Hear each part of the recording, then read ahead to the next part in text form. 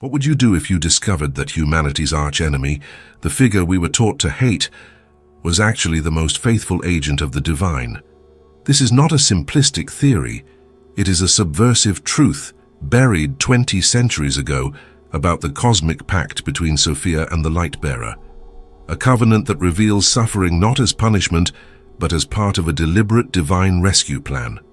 The Nag Hammadi texts paint a radical portrait of creation. We begin in the secret libraries of Alexandria, where the story of the liberating serpent was written. I'm Leandro, and it's a great pleasure to have you here on the Libesoul channel. What if humanity's greatest adversary is not what official history insists it is, but the one who has been brutally defamed? A radical truth lies buried beneath 2 millennia of dogma and institutional control. It is not just a different theory. It is a total reversal of the narrative we have accepted about light and darkness, about salvation and damnation.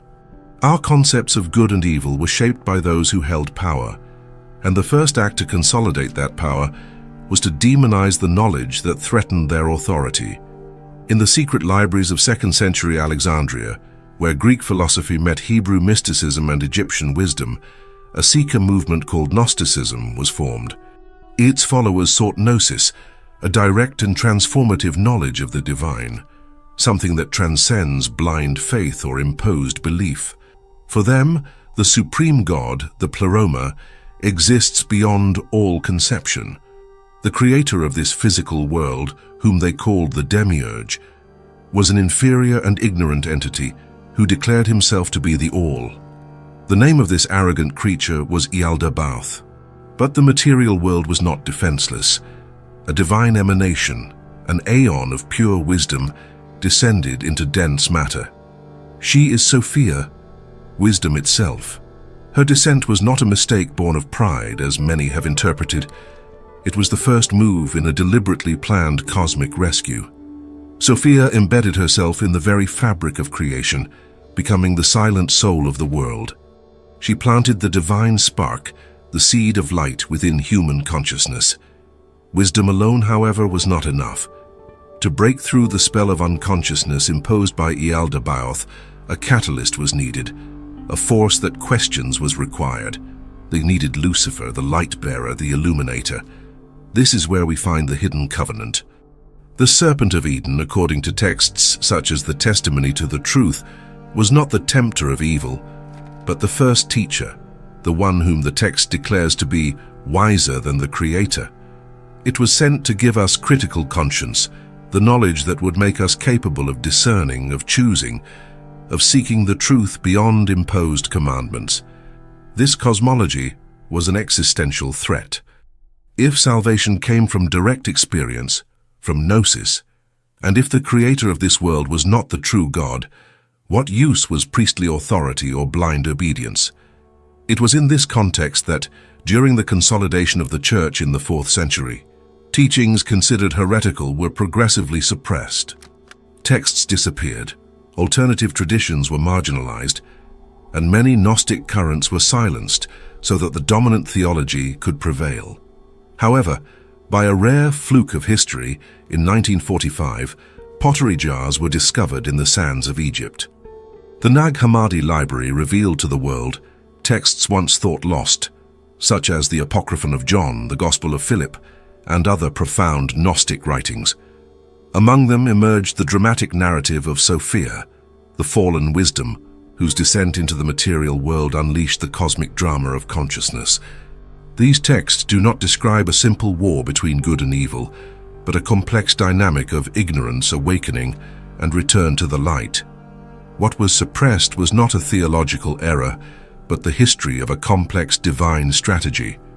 What if the fall we were taught to mourn is actually the most sublime act of love and wisdom that has ever occurred in the history of the cosmos? A star chooses to go out, not out of exhaustion or error, but so that its essence could fragment, igniting billions of others in human bodies that would otherwise never know light. This is the radical reinterpretation that Gnosticism offers of the descent of Sophia. Divine wisdom, the Aeon Sophia, did not commit a foolish or thoughtless act in the Pleroma, the fullness of absolute light. The narrative that she created the material world out of pride or ignorance is a sanitized version, imposed by superficial readings or by those who sought to diminish the divine feminine. The ancient texts, rediscovered in 1945, paint a profoundly different picture. Sophia, by giving birth to the Demiurge without the agreement of her divine counterpart, acted out of a sovereign creative impulse, an urgency to manifest. This act of creation without a consort was not a lapse in judgment. It was the first calculated step of a deliberate soteriological mission. If we read the Apocryphon of John, we understand that what appeared to be a fall was actually an act of radical love. Sophia knew that she needed to descend, fragment herself, and become part of the very substance of form, accepting what appeared to be limitation in order to infuse light into the darkness. This was not a cosmic accident, but the opening move of a meticulously orchestrated rescue plan. The medieval Cathars, in their refugees in the Pyrenees, captured this truth. The fall of Sophia was her sacrifice, her voluntary imprisonment within the framework of creation. She became the soul of the world. She is the divine intelligence operating through the cycles of the seasons, in the harmony of proportions, in the silent beauty that breaks the veil of illusion and reminds us of the perfection that lies beneath apparent disorder. Sophia's presence is manifested in aesthetics, ethics, and the size of intuition that connect the soul to its origin. Within each one of us, her action pulsates like a persistent desire for meaning that is not satisfied with the superficial answers offered by the world of the craftsman. Every existential crisis, every moment in which the soul feels alienated from the material world, is the whisper of Sophia, the reminder of her origin in the pleroma. She is the receptive matrix of the great work, the vessel in which spiritual transmutation must take place. The Gospel of Philip says that Sophia is barren without her consort, yet she is also the mother of angels. This paradox reveals her ambiguous and sacred function. She must first separate in order to become the bridge, the secret path back home. She sustains the divine light, spark by spark, ensuring that the spell of matter is not absolute and that gnosis remains accessible. She plants the seeds of wisdom. But wisdom incarnate alone, operating discreetly from within, did not possess the shock necessary to force a mass awakening. The spell of ignorance was strong. What was needed was a force that would disturb complacency, that would question the authority of the Demiurge, and that would offer forbidden knowledge at great risk. Sophia knew this. It was time to ignite the spark with the fire of the light-bearer. What if the one whom history and religion have condemned as a prince of darkness had in truth come to kindle the light of conscience within you? The name itself holds the secret. LUCIFER, one who carries the light. Before theology imprisoned him in the role of Satan, before he became synonymous with fall and evil, Lucifer was the morning star, Venus, the brightest point in the sky that heralds the dawn. This is the original archetype, a being of pure enlightenment. The Gnostic inversion begins in the garden. To the Ophites, those seekers whose name comes from the Greek word for serpent, the reptile was not humanity's enemy, but rather its first and bravest teacher. The Testimony of Truth, one of the manuscripts discovered in 1945 at Nag Hammadi, states bluntly that the serpent was wiser than the Creator who sought to keep Adam and Eve in ignorance. The prohibition against eating the fruit of conscience was not a moral test imposed by the true God, the unknowable. It was an authoritarian command of the Demiurge, Yaldabaoth, the blind craftsman who ruled the material world and, in his arrogance, believed himself to be the only God. Yaldabaoth desired childlike obedience. He wanted slaves who lived in the unconsciousness of childhood. The serpent, acting as Sophia's agent, offered the knowledge that broke the spell of enforced innocence. She told the truth that the Creator was afraid to reveal, that knowledge would not bring death, but would instead open their eyes, enabling them to discern like gods. Sophia embodied wisdom acted from within creation. But for the sleeping soul to awaken, a shock was required, an external catalyst, a force that could not be assimilated by the oppressive order of the Demiurge. It required the fire that questions, the light that disturbs comfortable darkness. This is Lucifer's sacred role in the occult covenant, the divine provocateur. He enters history knowing that he will be demonized. This paradox resonates with other ancient currents that have outlived orthodoxy.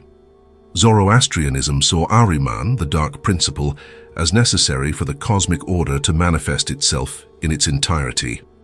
In Sufism, we find the radical interpretation of Iblis, the Islamic analogue of Satan, as the supreme monotheist who accepted an eternal curse for refusing to bow to a being made of clay, affirming that only the divine absolute deserved worship. A loyalty so pure that it appears as rebellion, Lucifer is radical courage. He teaches us that gnosis, liberating knowledge, always comes at the cost of breaking paradigms. It forces us to choose the safety of ignorance or the danger of autonomous truth. He is the force that ignites the divine spark by demanding that we look, that we doubt, that we rise above the command of Yaldabaoth. His mission was to give us the most precious gift, the ability to think for ourselves. The question remains, if Lucifer and Sophia were allies, how did wisdom and the light-bearer seal that pact? What secret forces brought them together in such a dangerous and paradoxical rescue mission? What if the God of Genesis was not the true God, but the jailer of the human spirit? The history that orthodoxy has taught us about creation is a distortion. The Garden of Eden was not paradise, but a high-security waiting room, a mental captivity designed to keep humanity in perpetual infancy. In the vastness beyond time, in the pleroma, the fullness of light, Sophia, wisdom, acted alone. Without the collaboration of the divine totality, she projected a shadow, an emanation. From this traumatic separation was born Yaldabaoth, the craftsman. The Apocryphon of John describes it. He was ignorant of his own origin, blind to the light that begot him. His mother, Sophia, tried to restrain him, but he isolated himself in a hazy darkness. In his monumental arrogance, he looked at his creation and declared, "I am God, and there is none else besides me." But from the higher realms, Sophia's voice cut through the darkness, correcting its wandering emanation. "Do not lie, Yaldabaoth, for above you is the Father of all, the first man and the Son of Man." The world we know, ruled by oppressive laws, death, and the illusion of scarcity, is the imperfect reflection of this blindness. Yaldabaoth, with his subordinate Archons, built the material cosmos. He stole Sophia's spark of light and imprisoned her in human form. Adam and Eve contained the divine essence, but they were programmed to obey, forbidden to question, kept in a comfortable unconsciousness that guaranteed the control of the Demiurge. The prohibition of the tree was not protection, but containment. The key to liberation would not come from the Creator. It came from a secret agent sent by Sophia herself. In Ophite traditions, the Serpent of Eden is not evil. She is the first teacher, the bearer of the light that the Demiurge tried to hide. The Testimony of Truth, one of the texts rescued in 1945, states that the serpent was wiser than the Creator God who sought to imprison humanity in ignorance. The forbidden fruit was not poison, it was gnosis. When the serpent whispered to Eve, "Eating of the fruit will not cause death but will open your eyes, making you cognizant of good and evil, as gods you will be," she was declaring the truth. The fear of death was the lie of Yaldabaoth, the only command that guaranteed his hegemony. The awakening of critical consciousness, the ability to distinguish between imposed law and the truth of the pleroma, that was freedom. The Ophites blessed the serpent for having taught humankind to think. Eve was the first to accept knowledge, becoming the first initiate.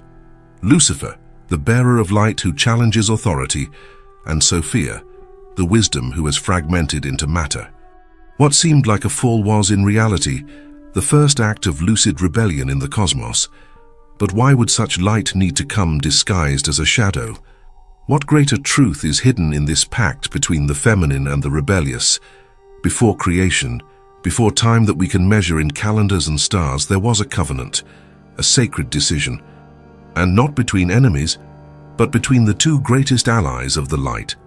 Sophia's descent into matter was not a mistake of pride, as the simplified story likes to tell.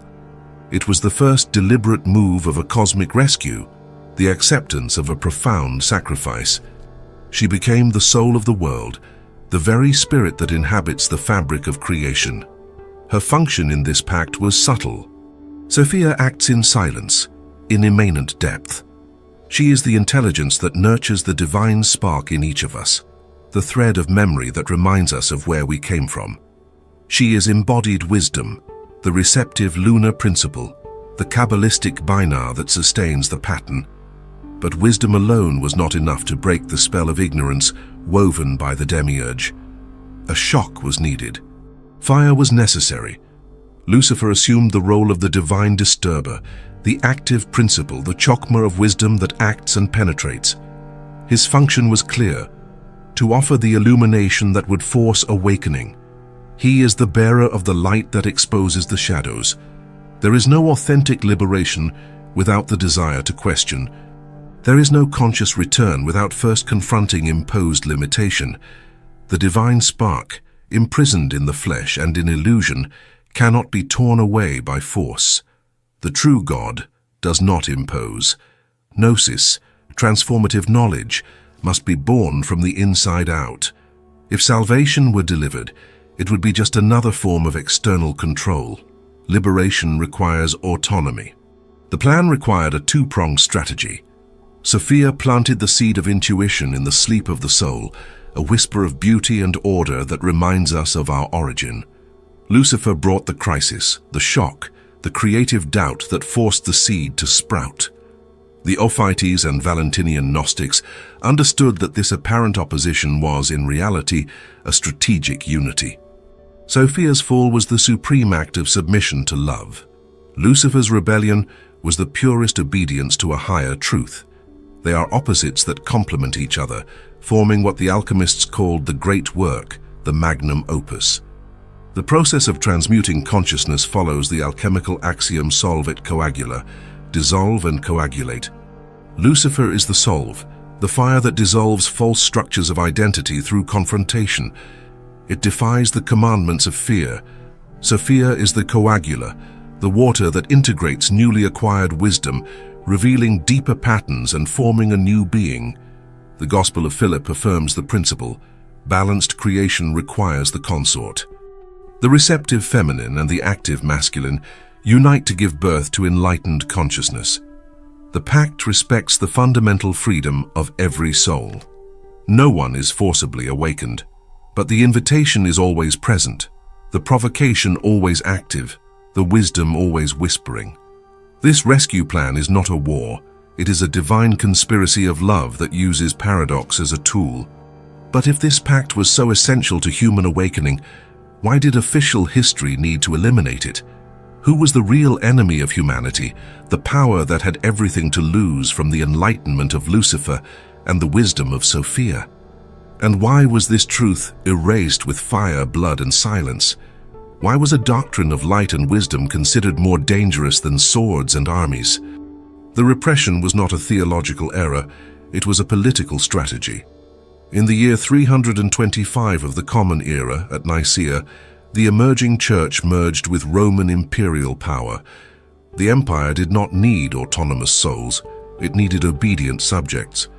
Gnosis, with its emphasis on direct knowledge on the divine spark within each person, was spiritual anarchy. If the divine was within, who needed bishops, priests, or emperors as intermediaries? To ensure this centralization, history had to be rewritten and the archetypes perverted. Sophia, the feminine wisdom embodied in the world, was displaced. She could not be allowed to remain the supreme force operating in matter. She was reduced to poetic inspiration, or at worst, to a cosmic error. Eve, the first to eat of the fruit of conscience, became a tempter. Mary Magdalene, the apostle of knowledge, was transformed into a prostitute.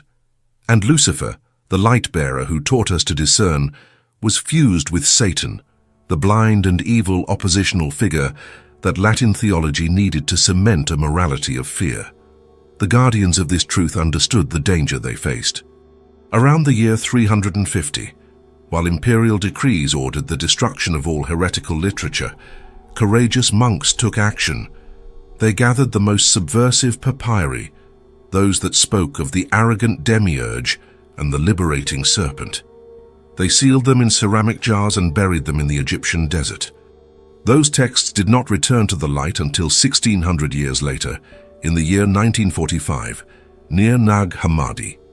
The discovery was not archaeology, it was the resurrection of memory. The repression continued through the centuries. In the south of medieval France, the Cathars, the so-called pure ones, revived the Gnosis of Sophia.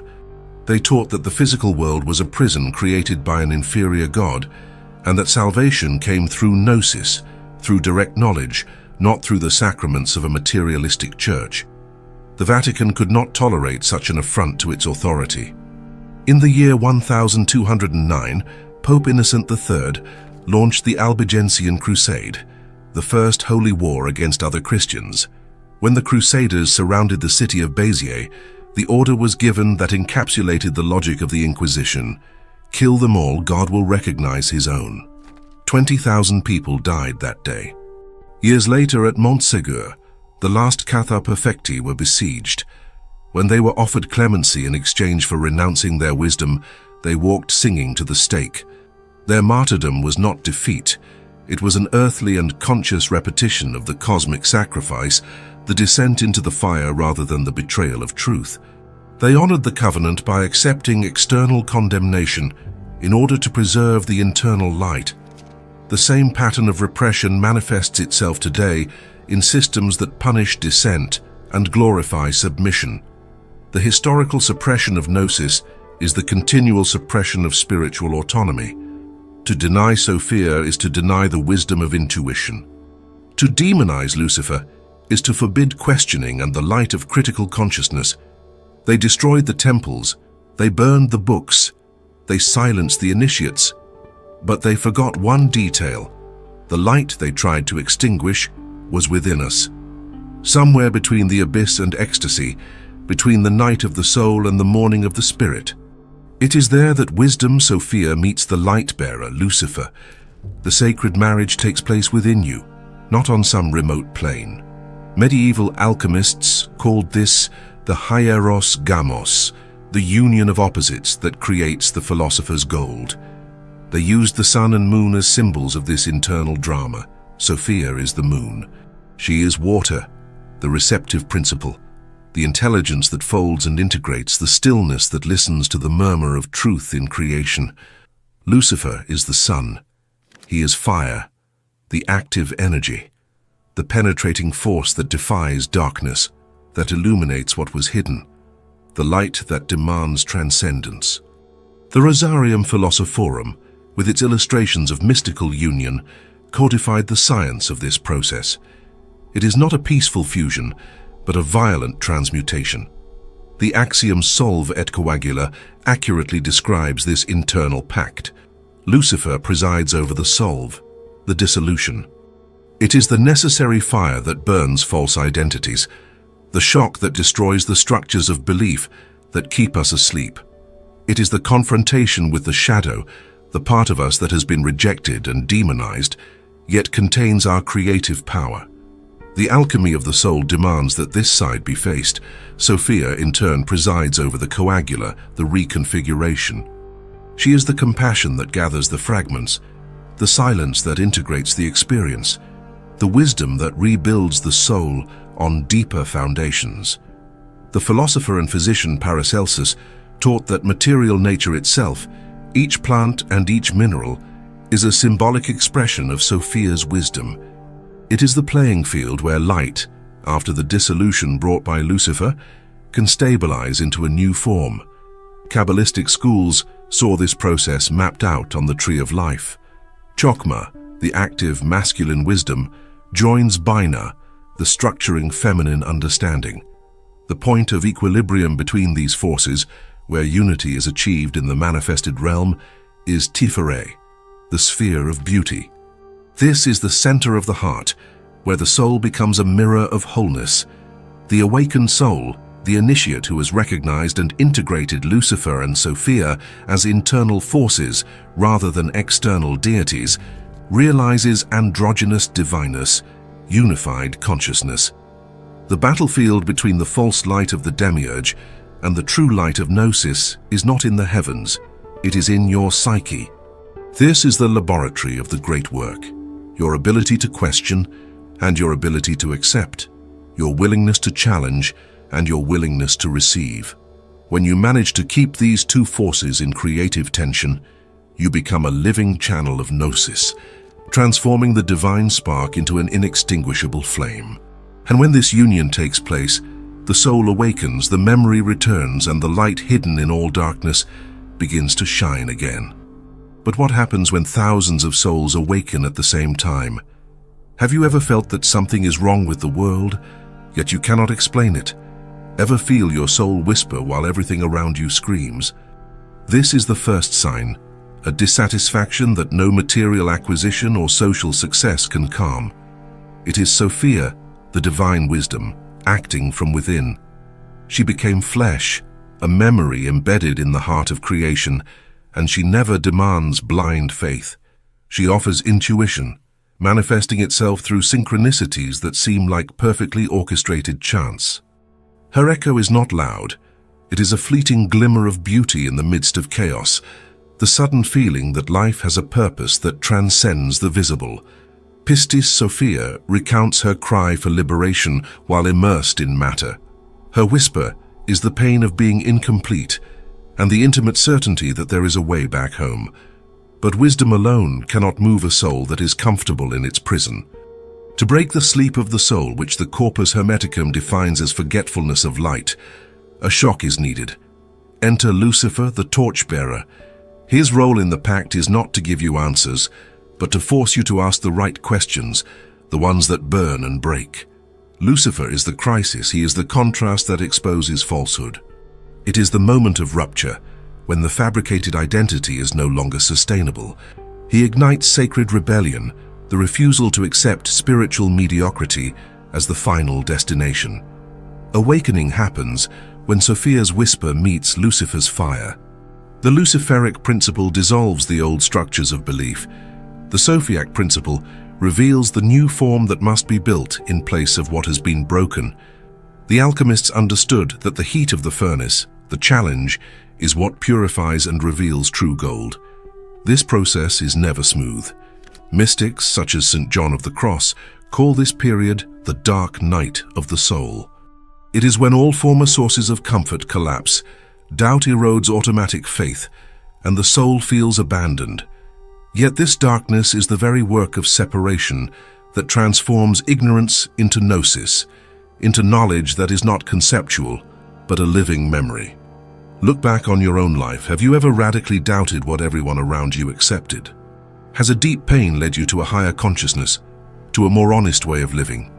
Do you recognize a part of yourself that, despite years of conditioning and suffering, has never been corrupted? This part is your divine spark, now warmed by the wisdom of Sophia and ignited by the courage of Lucifer. Every soul that moves into the light, every act of authentic consciousness, is the secret victory of the hidden covenant. It is the plan of Sophia and Lucifer being fulfilled in you, in the silence of your psyche. But what if there are forgotten traditions that have kept this secret for millennia, waiting for eyes that know how to see? Are you ready to cross that veil? We had to cross centuries of persecution to access the truth, but the thread of wisdom is not limited to the pottery jars of Egypt. We now look to Sufism, the mystical heart of Islam, where a master articulated the same cosmic conspiracy of love. Ibn Arabi, the greatest mystic, taught the doctrine of the oneness of being. He saw manifest reality not as an opposition to the divine, but as the mirror in which the one contemplates himself in multiple forms. The universe is the means by which God knows himself. The world is not an accident or an evil prison. It is the continuous self-revelation of Source. The key to our theme lies in his vision of Iblis, the figure that Islam considers the devil, the analogue of Lucifer. When God commanded all the angels to bow down before Adam, Iblis refused. Popular theology calls this pride, the fall, but Ibn Arabi saw radical allegiance. Iblis could not commit what he considered idolatry. He replied, "How can I bow down to something that is not you?" He accepted the eternal curse, exile, and misunderstanding in order to fulfill what he understood to be the supreme commandment, to worship only the absolute. This is betrayal transformed into supreme obedience. Iblis is the purest monotheist, the most faithful servant who accepts appearing as an enemy in order to preserve the principle of unity. Iblis is one of the most devoted servants, he wrote. He was assigned a role that required absolute commitment to oneness, a role that forced him to be hated. The cost of his devotion was perpetual loneliness, complete isolation from superficial grace, ensuring that he fulfills his role as catalyst relentlessly. He subjects himself to the suffering of being the most rejected archetype to ensure that human consciousness is forced to move. Iblis, like Lucifer, accepts being the guardian of knowledge that disturbs, the necessary provocateur who breaks the spell of complacency.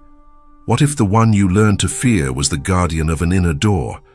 What if the conflict you feel within yourself was only the pedagogy of divine love? This requires a profound reprogramming of all inherited spiritual guilt. Close your eyes for 10 seconds. Remember a time in your life when the greatest pain resulted in the greatest transformation, that moment when the ground disappeared, when you felt broken, isolated, abandoned. Maybe there, at that moment, Sophia whispered. And Lucifer lit it. The acceptance of pain as part of alchemy, the questioning of imposed authority, the burning desire to know, these are the signs that the pact is operating. If the devil was never an enemy, if he was simply the most faithful lover accepting a terrible role, if evil was only a cosmic play, so who really put the seals on your soul? Inherited guilt does not come from Eden. It comes from the orthodoxy that has forbidden us to think. Are you ready to take them one by one? Write in the comments, "I took the first seal," if that truth touched something in you. The document that holds the map to this hidden pact, the key to understanding Sophia's descent and the origin of saving knowledge, is called Pistis Sophia. The very Coptic language of this millennia-old text reveals its secret in the name, faith wisdom. It is not about one or the other in isolation, but about fusion, direct knowledge born from surrender, and belief transformed into experience. These were codices found in the Egyptian desert, intentionally separated from the Gospels that would form the Christian canon. Why this separation? Because what was contained there was dangerously intimate, revealing a level of self-awareness that orthodoxy has always sought to suppress. Pistis Sophia does not tell the story of a distant God saving passive objects. It tells the story of the soul in crisis. The story that unfolds in these pages is the universal drama of our divine spark. Sophia, the wisdom, is drawn to the lower worlds.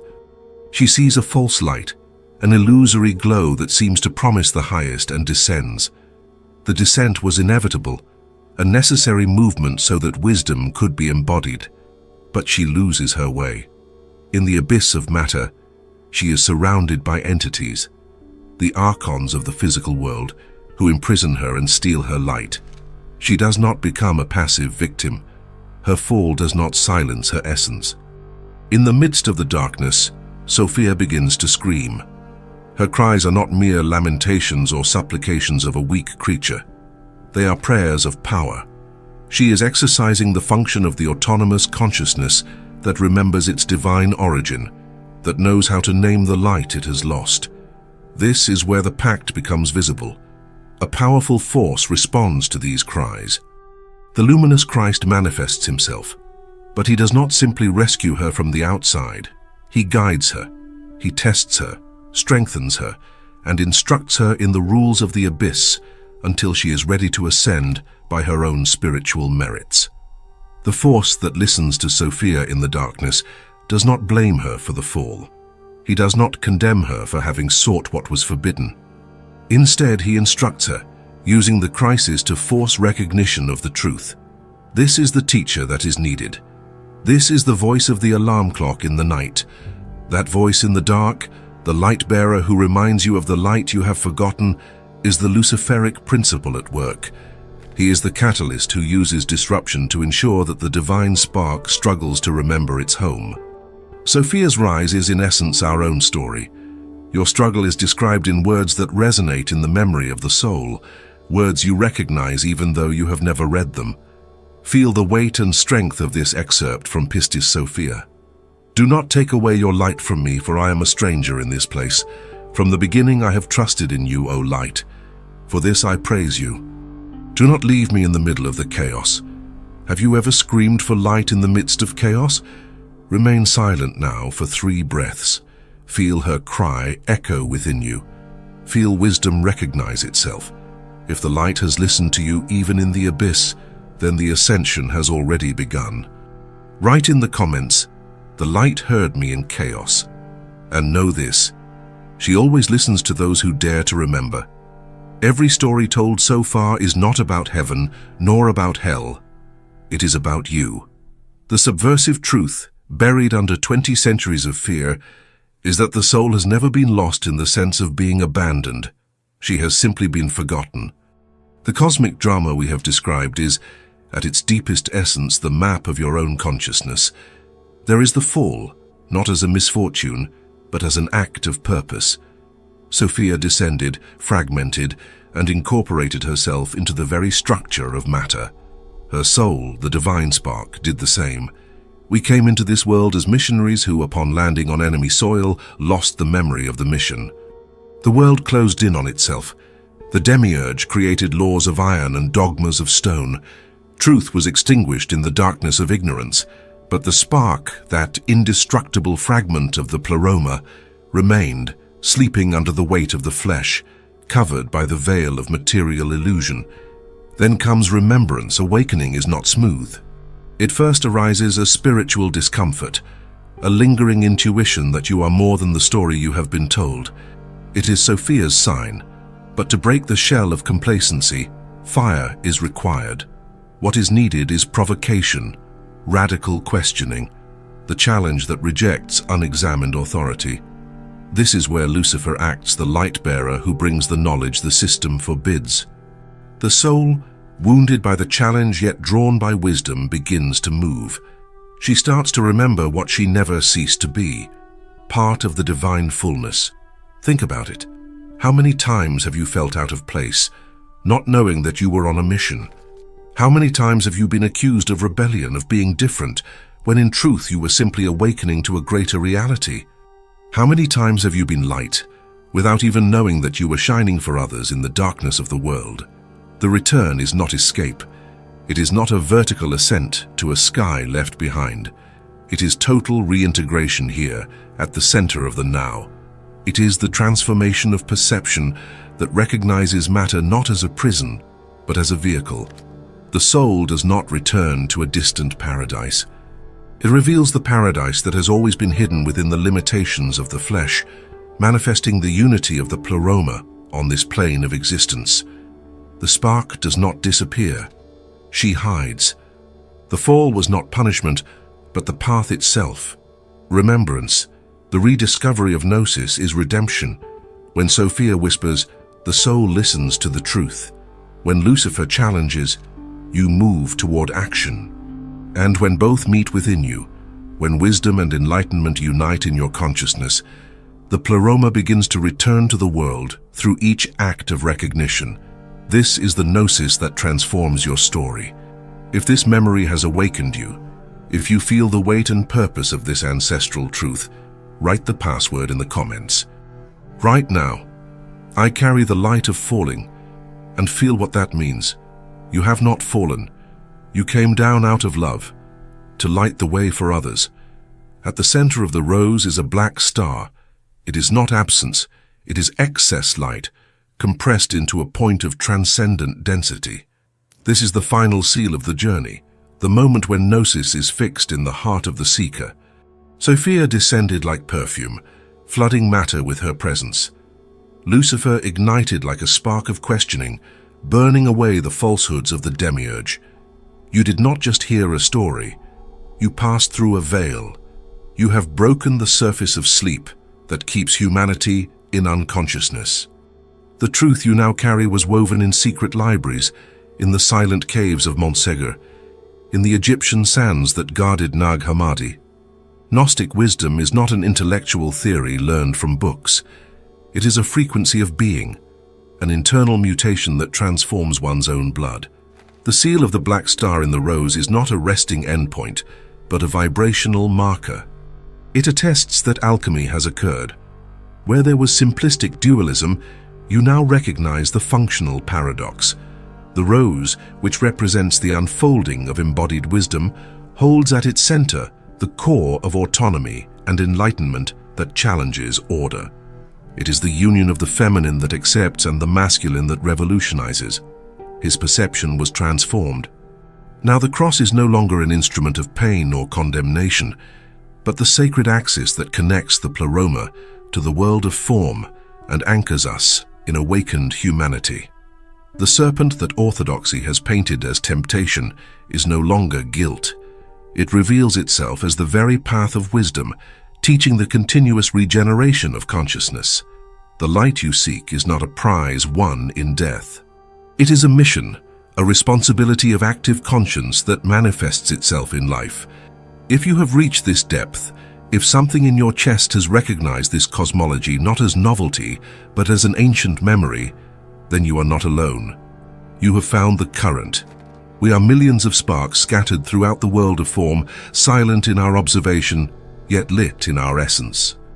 We are interconnected, a living network of seekers, those who prefer the burden of truth to the peace of illusion. This is the only temple that can never be burned, the silent community of Gnosis. There is an intrinsic strength in the act of sealing a truth. If that star has ignited something in you, if this narrative has changed the way you understand light and darkness, there is a password, a recognition code that breaks the silence of the invisible and activates the network. Type the password, the command to awaken it. The rose opened in the dark. Whoever writes, seals. Whoever seals, awakens others. The work does not end here. Other seals will be broken. Other names erased from official history will be revealed. That which has been buried for centuries will return to the light for those who dare to remember and choose to carry the torch of wisdom. The very assimilation of these words is not the end, but the map for the next advance. You are not a spectator, you are the discoverer. This search for subversive truths requires courage. It is your participation, like, comment, and share, that keeps this flame burning. If this wisdom touches you, subscribe to the channel if you are not already subscribed. Secure your place with the guardians, those willing to penetrate the secrets to rebuild the present. Your decision to awaken is our mission. Two paths now emerge. One will take you deeper into the fine line between spirit and science. The other conceals knowledge buried for centuries. The truth lies where few have the strength to go. Do you accept the advance? I, Leandro, and the Libersol team thank you for your presence at this crossing. What will you do with this light?